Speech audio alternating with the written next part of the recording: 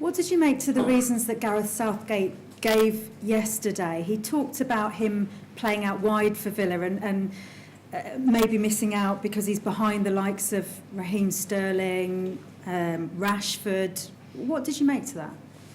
Not a lot, to be honest, because that's Gareth's job. My job is Aston Villa, and if he doesn't go away with England, then I've got more time to work with him on the training ground here. So, listen, I'd love the lad to be called up because, in my opinion, he deserves it. But it's the opinion of the people at the moment that counts.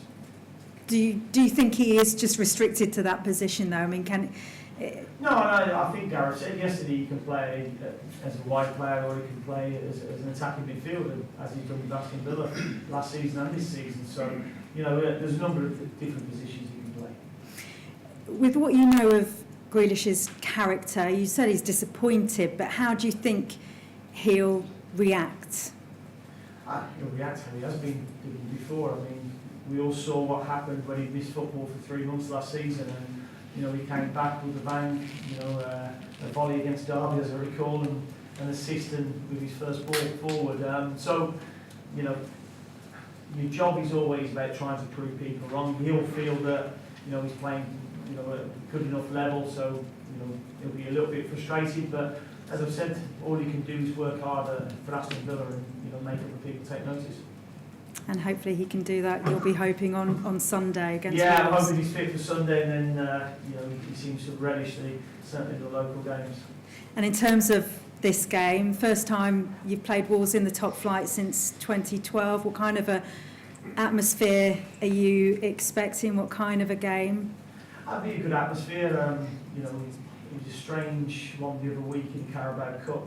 There was probably 20 changes out of 22 from both teams, and with Wolves bringing over 5,000 to the game, a bit of a subdued atmosphere because of all the changes, and we comfortably won that game, but it'll be very different come Sunday with two probably different teams, but the styles of play will be very similar still, because they have a way to play, we have a way to play, and it's going to be a bit of a chess game out there, to see if you can get the upper hand. Both teams want to get the ball and dominate possession. So it'll be interesting to see, how it works to try and get that ball back. In terms of your form coming into the game, you've lost your last couple of games, but they were against Manchester City and Liverpool, and you actually ran Liverpool very close. Do you take a lot of positives out of that performance against Liverpool? I take performances out of both of them because we went to Man City first, and nil at half time, and we give a silly goal away, and then we've had one wrongly given. So, we then went into the Liverpool game with the belief that we could go and compete with these teams, because they're the top two teams in the league, maybe Europe as well, and maybe the world. So we knew we had to go and be competitive, but we got a lot of positives from that Man City game and took it into the Liverpool game. We know we didn't have an awful lot of ball against Liverpool, and probably that was my biggest disappointment. We certainly second half, I felt when we won it back, we gave them the ball back too cheaply and enabled them to eventually wear us down, physically and mentally. But our play without the ball was as good as it's been this season. You obviously saw Liverpool concede against you in the second half of that game, and that's happened a lot this season. A lot of the goals you conceded have been in the second half. Wolves have scored a lot of goals in the second half, so is that something you've been particularly looking at and trying to find the reasons out for why? Not particularly, to be honest, because their late goals have been at Arsenal, Tottenham and Manchester City, and against Liverpool, so top teams in the league. Wolves have done fantastically well. They finished 7th last year in the Europa League this year, and they've scored a lot of goals. They're probably the draw specialists in the league so far this year. Very tough team to beat. But I probably envisage a different game. And the late goals, the goals we've given away in the last two games have been pretty much avoidable, and that's been a disappointing part. Whenever a team scores against you, it's disappointing. So I suppose the disappointment is probably grows a little bit larger with the lateness of the goals.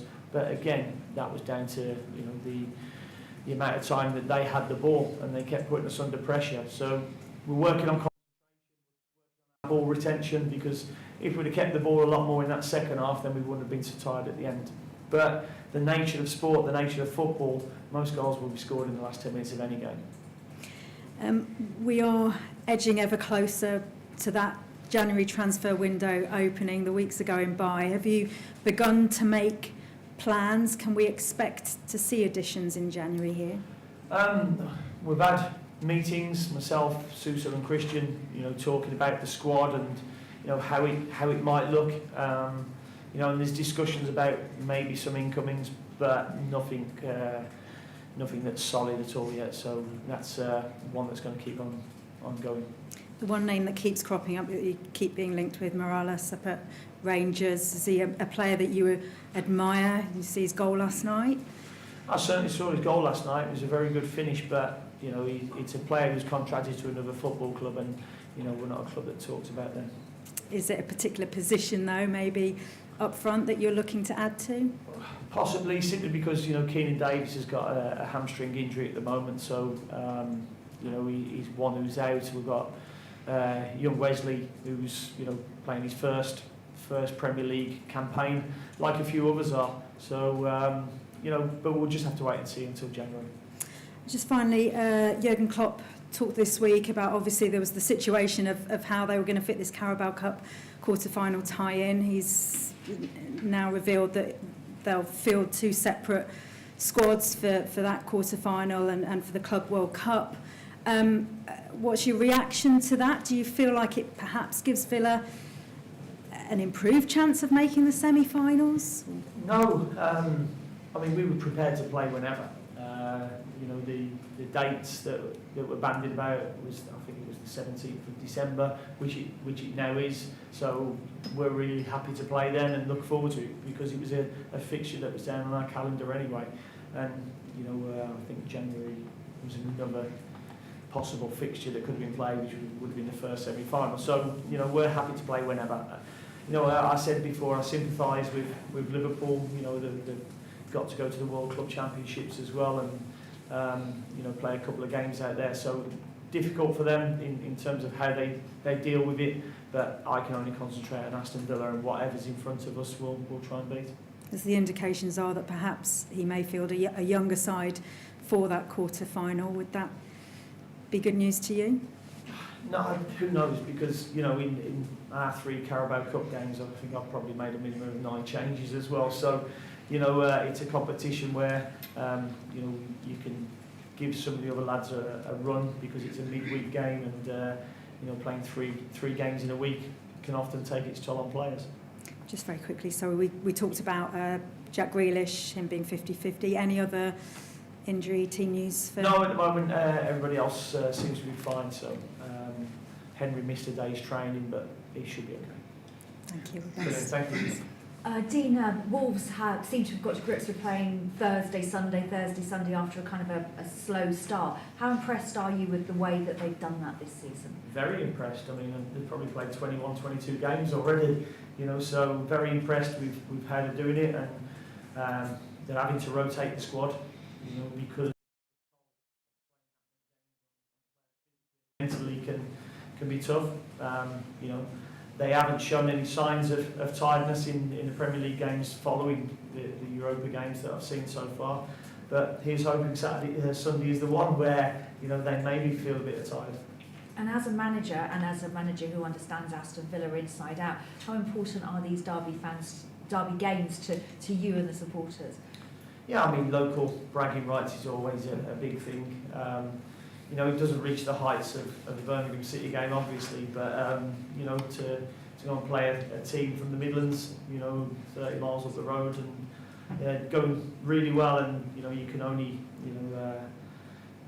have admiration for what they've done over last season, finishing 7th, qualifying for Europa, getting to the FA Cup semi-finals. They've done a remarkable job there, so it's going to be a really tough game for us, but one we're looking forward to. And if you're looking at a team who was newly promoted and did so well in the first season and now in Europa League, would that be the sort of team that you and other teams would be trying to emulate? Yeah, you're always trying to improve, and you can look no further than Wolves for what they've done. We will do it different, and we have done it different. people spoke early in the season that, because of the money we spent, it was like doing a Fulham, whatever doing a Fulham means. But each club is unique to its own, values, fundamentals that the owners set, and our way is different to what Wolves is, to what Fulham was, and we'll go our own way and try and keep improving as a football club. A win as well, you could leapfrog them for all the success of Wolves. You're only 2 points behind them. Yeah, I think a win and you can leapfrog about 6 or 7. Such is the compactness of 6 down to 18 or whatever it is. So it's a really tight league, and as I said before, I think we've been very competitive in every game we've played. So we'll continue to be that, and give them a challenge on Sunday. And finally, for me, not really any pre-match connection, but last week I was at a Kicks event. Matt Targett was there. Kicks is something that Aston Villa have been involved in for a long time. How important is Aston Villa's role in the community, and you personally, from what you've seen of the Kicks campaign? Yeah, I mean, the community work that the football club does is tremendous, and we want to be a club that's here for the community. We do an awful lot of work themselves, the players, the staff, going out to local schools all around the community, and there's a real bond between the fans and the players and the staff at the moment, and it's something that we want to continue. And the only way you can do that is by letting people see that these players are only human, because at times they're put up on a pedestal, and the players are only too welcoming to go out and do community events. Thank you.